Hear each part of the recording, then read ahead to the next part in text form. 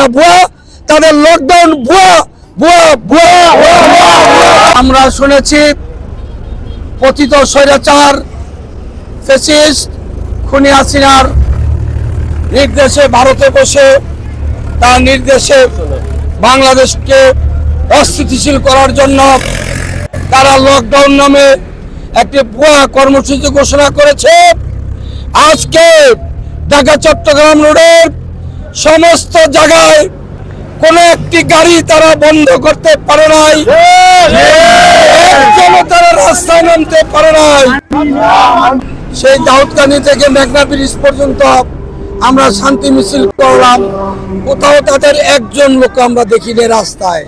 একটা ভুয়া প্রোগ্রাম দিয়েছে হাসিনা ভুয়া, তাদের লকডাউন ভুয়া ভুয়া ভুয়া ভুয়া।